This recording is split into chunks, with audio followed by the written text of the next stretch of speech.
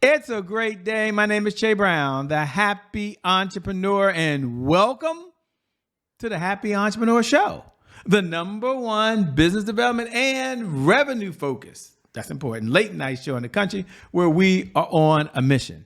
And our mission really is to empower, our mission is to inspire, and our mission is to provide you, that's right, you, the hard-working entrepreneur, with all of the resources that are necessary to execute that big vision you have for the people you were called to serve. On this episode, we have the one and only Marcus. He'll be talking about something called Intrusive Leadership. We'll figure out what that is in a little while and how that can help you and your organization. What's going on, Marcus? How you doing, man? I am doing great. It is a honor and it is a pleasure to be with you today to engage with your audience and talk about intrusive leadership and the things that the Canady Leadership Group has going on. I appreciate that, man. And before we get started, we'll get into your backstory. People, they already know how famous you are, and we'll talk about you. But there are a number of folks that are just looking right now, and they're saying, Shay, intrusive leadership, what in the LL Cool J is that? I think that's a reasonable question. So let's have you define what is intrusive leadership. And more importantly, why do you believe that like every leader should understand it and use it? Excellent question. And I get this all the time when people hear the term, but they're not really familiar with the definition or my message on it. So, what is intrusive leadership? Intrusive leadership is a leadership style that uses intentional actions to inspire, motivate, develop, and support people by caring for the whole person through a trusting relationship that deals with professional as well as personal interests, desires, and concerns. So that is the definition. That's a lot of words. What does that mean? An intrusive leader is the difference between leadership and management. A lot of times, there are people that are sitting in leadership positions that are actually only managing. They're managing the projects, they're managing the sales reports, they're managing other resources, task lists, things like that. Those things are important, those things are critical, but people need leadership. Leaders need the ability to be able to connect with everyone that is working for them, earn their trust, display emotional intelligence, make sure that everyone feels valued and supported as a whole person, understand that they might be talking to a financial manager, they might be talking to a computer engineer or a chemical engineer, but they're talking to a mother, they're talking to a husband, a father, they're talking to someone that is a whole person. They are more than just what their job is. And as a leader, you need to understand that. You need to tap into that, build real and authentic relationships so that the people that work for you understand that you value them more than just what they are doing for you. You value them as a whole person. When people feel psychologically safe in the workplace, they bring their full self, they bring 100% effort, they they want to give their best to the organization, their best to their leader, because they know that if they ever needed their leader for them, they trust that their leader is going to show up. So, intrusive leadership is a leadership style that builds and creates psychologically safe environments.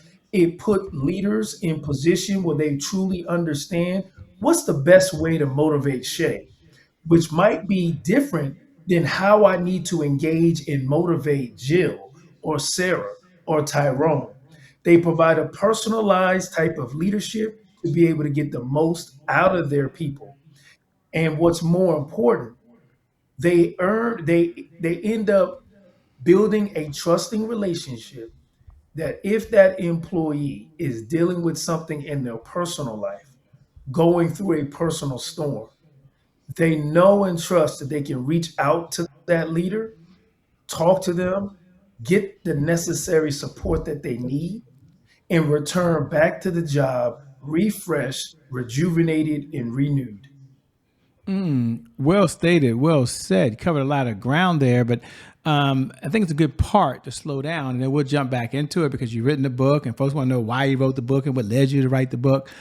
But they're curious. Someone's in the kitchen right now saying, "Shay, I never read the guy's bio. Sounds like he makes sense, but I don't know who he is." Right? Someone else might be at the gym right now playing us in their earphones, saying, "Hey, I heard leadership, so Shay, I tuned in, but I don't know this guy at all." So can y'all slow down for a moment? I'm not gonna go read no bio. I'm not going to no website. So can you slow down and answer the question, what's your backstory? People want to know that. And then what was that defining moment that decided you to draw a line in the sand and say intrusive leadership, hey, that's my jam? So two-part question. What's your backstory so they know who you are? And then what led you down this path of being so passionate about helping leaders become better leaders? Yeah, without a doubt. So I'm a military veteran. I am a Coast Guard helicopter pilot. That was my trade. That was the job. Did it for 25 plus years. Being able to lead men and women in high stressful situations to go out there and save lives, protect the coast, do the mission of the Coast Guard for the citizens of the United States. And so that was the job, right? Now, how did I end up becoming a champion for intrusive leadership? Well, there was a moment, and being fully transparent, it was really after the George Floyd murder. And there was a lot of things going on in 2020. COVID, in addition to the George Floyd murder, there was the Breonna Taylor situation, the Ahmaud Arbery murder, the Christian Cooper situation that happened in Central Park. There was just a lot of racial tension that was happening in the streets. I was serving in the military at the time, and I will be honest with you, Shay, I was not okay. I was not in a good mental place. I was seeing a lot of things that was not making me happy that was playing out in the streets of America. And I found myself walking around the workplace questioning if the people that worked with me every single day for many hours, 16, sometimes 24 hours, if they saw me as a person or if they only saw me as a pilot.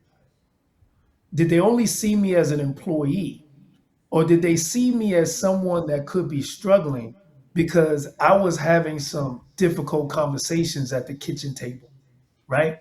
I had a young son, young daughter. All my kids are young right now. They're 10, 6, and 8. But at the time, um, my kids were, 5, 3. One was just born.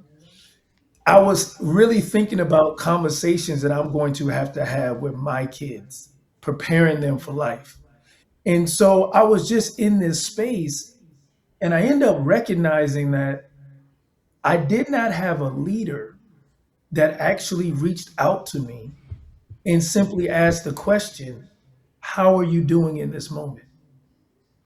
When I thought about that, when I had conversations with other people, it started me on this journey of researching intrusive leadership, recognizing that no one had ever actually defined it, even though the term had been around for a while. No one has actually written a book on it. And through my research and through interviews of a number of people, I end up recognizing how many times this leadership style has saved someone's career, has changed their life, put leaders in a position to be the difference between someone being here or not. I heard a number of positive stories, but I also heard a number of times that people needed this leadership style and they didn't get it. And I think about how many opportunities have been missed. Think about right now the situation that's happening in Israel and in Palestine, right? Are we reaching out to our Jewish coworkers or our Muslim coworkers and asking them how are they doing? Do they have family in these regions, right? Are we making sure that the people that are around us know that we truly care about them beyond what they're doing at their cubicle, what they're doing in their office? There's been so many times that this leadership style could have been the difference between someone making a career change, someone leaving a place of employment because of toxic leadership, or someone actually making the unfortunate decision to commit suicide. And through my research, end up realizing that this conversation is not being had in even leadership courses and seminars. I've looked at a lot of leadership training that is done by organizations, and a lot of times they're teaching management skills. How do you make strategic decisions, right? How do you fill out this paperwork? How do you fill out this report, right? But they're not really teaching the soft skills. They're not really teaching the critical skills of how you connect.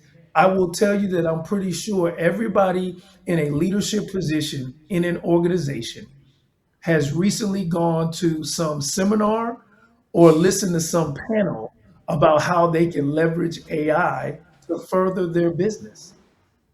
We are asking leaders to keep up with advancing technology, yet we are forcing employees to succumb to outdated leadership styles. We need to start talking about intrusive leadership because as our intelligence becomes more and more artificial, the way we connect with each other has to become more and more authentic. Every organization, every corporation needs to take a moment, step back, and ask themselves, are their leaders leading in a way that are making everyone that works in that company, in that organization, feel valued and supported? Are they earning the trust of their people? And if there's a question of whether they're doing or not, then you have to start really looking at, are you training them to do that? Are you holding them accountable for leadership? Are you actually making this a part of the organizational fiber if you want those results of increased employee satisfaction, increased retention, increased belonging, right? All of those things. If you want those impacts, then you have to give the leaders the tools to produce it. And the best tool, as far as I'm concerned, is intrusive leadership. I love the best tool being intrusive leadership. I love how you kind of weaved in that you can use it because we have a number of folks who are dualpreneurs. They work a full-time job and they're a full-time entrepreneur, by the way. And one of the questions might be, because I know you work with leaders in organizations, you work with leaders who are entrepreneurs, you work with leaders in the faith community and those folks who are activists. But let's talk, if we can, for the moment, to the person who's an entrepreneur. And they're saying, you know what? I don't really have a full-time employee. I've got a bunch of 1099s, let's call them that, or subcontractors. And how can intrusive leadership be getting this book as well? How can this help me as an entrepreneur when I don't have people who quote unquote directly report to me, but I still got to lead them because they're contractors working for my company and helping us? So I guess the question directly is, how does an entrepreneur use intrusive leadership to lead folks who don't work for them as full-time employees, but yet they believe in their mission, their goals, and their objectives? Is there any advice you have for those folks that are watching right now? Yes. And I will tell you, it's the same advice I would give a CEO of a Fortune 500 company. Whether you have employees that are on salary, part-time, or volunteer, you want those employees to be committed to the goals of your organization. You want them to give 100%. You want them to be directly tied to and invested in the success of your organization. If you want that, whether they are salary whether they are part time or volunteer, then how you connect with them, how you make them feel valued and appreciated gets those results. So it's not about what position those employees are in or volunteers are in. The question is, do you want them to be committed to the success of your organization? Do you want them to be committed to you as that entrepreneur? And we all know that the success of any company is directly related to how the leadership impacts the people in that organization, in that company. So, once again, my answer does not change whether it's a Fortune 500 company or a company that is just starting out. Intrusive leadership is applicable, it is critical, and it is what could be the difference between you being where you currently are and becoming that Fortune 500 company. I love it. And when folks get the book, he's going to tell you how to get the book in a moment, ladies and gentlemen. We'll get to how to get the book, how to connect with him, how to stay in the conversation, how to have him come and maybe do a workshop or speak at your event or for your conference or help lead your organization. I guess the one question, I don't want to give it away, but I'm going to ask you to give something away. That is, when someone finishes reading the book, what is the one lesson, I'll say that you hope that they walk away with that they'll be able to apply? And I know it's a loaded question because many people are different levels, different places, different spaces, and so forth. But you say, Shay, after they finish reading this book, here's one of the lessons I hope they take away, or one of the techniques they take away and they use that's going to help them, I don't know, potentially for the rest of their life. What would you say to that person? I would say is the recognition of the impact that they can have as a leader on someone's life, not just their career. When someone finishes reading this book, of course, I want them to decide to be an intrusive leader.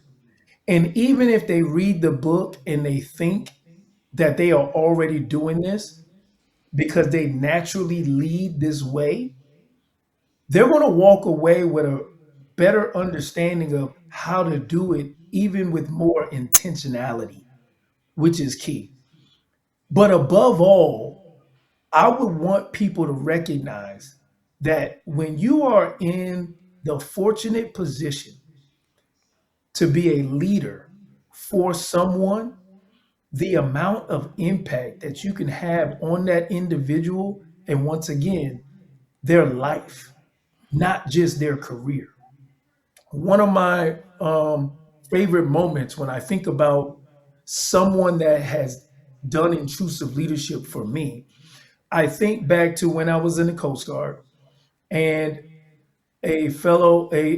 someone that I worked close to, I wasn't even his direct report. And I think that's key. I was not his direct report, which means him mentoring me, him connecting with me was solely done because he wanted to, not because he had to. But he invited me out for dinner. And since he was the senior officer, I knew he was going to pay. So, of course, I said yes. And I, I started preparing for a career discussion. I started preparing for a mentoring discussion about the next steps for my career. He invited me to dinner because he knew my wife was pregnant with my first child. And he wanted to talk to me about how my life was going to change once I became a father. It's been over 10 years since we had that dinner, and I still talk to that captain because he impacted my life, not just my career. I want people, when they finish reading this book, to understand that is the sort of impact that they can have on their people. And the steps, the techniques, the examples, the stories that are in this book will give people an idea of how they can apply intrusive leadership the very next day. Well said, man. That's a incredible story that you remember something from over 10 years ago. How amazing is that? And I think it's a good segue, by the way, to a segment we have here called Today is My January 1st, because there's some folks that might be thinking, shit, this guy's life has been perfect, man. He just goes and has these revelations while watching television, goes and has these kids with beautiful family. Maybe his life is perfect. I don't know. But we'll find out, ladies and gentlemen. We have this segment here called Today is My January 1st. And for those folks who tune in every night at 11 p.m. Eastern Standard Time, you already know what we're about to do. In fact, you might wait every night to say those magic words. Today is my January 1st. Happy New Year to you. And for all the other folks who are tuning in for the very first time, today is my January 1st is our personal mantra at the Happy Entrepreneur Show. It represents a fresh start. It represents a do-over. It means our past, no matter how dark and gloomy that past is or how bright and sunny that past is back there, you know what? The past no longer equals the future. And so my question for Marcus on the other side is really twofold. Number one, just when you hear those words, today is my January 1st, what do you even hear? And number two, was there ever a time that there was a setback in your life, that things didn't go the way you wanted them to go? How were you able to bounce back from that? Excellent questions. And so I think when I think about if today's my January 1st, I really think about the day, well, I would say this, the moment that I finished my first real presentation on intrusive leadership with a supervisory class for the DC District of Columbia's Fire and Emergency Management Services division, the EMS. Um, and I will tell you that I was with this group of amazing public servants talking about intrusive leadership for over 2 hours. And it was exhilarating. The same amount of adrenaline, the same amount of satisfaction and gratitude that I felt when I have saved lives during Hurricane Katrina or on the high seas, I felt that same gratification, that same sense of purpose in talking to this group of supervisors about how they can better lead their folks and how they can have critical yet necessary conversations with each other. Here was a someone that they had never seen before, but after 2 hours, they were talking to each other about topics that I can tell they hadn't talked to each other about, getting to know one another, making sure that they knew that their coworkers cared about them. Seeing that moment when I drove home, that is when I decided to really go after this dream of training leaders all across the country on intrusive leadership through the Canady Leadership Group. So when you ask me what was my January 1st moment, I would have to go back to that moment. Now, when did I face a challenge? In my Coast Guard career, as much as I have been blessed to work for some amazing leaders, I, unfortunately, like so many other people, have worked for a toxic leader.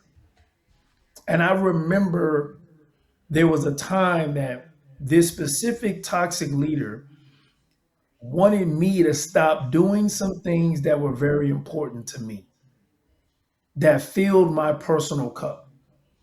Even though I was doing everything that was necessary for the job, I was getting the job done, right?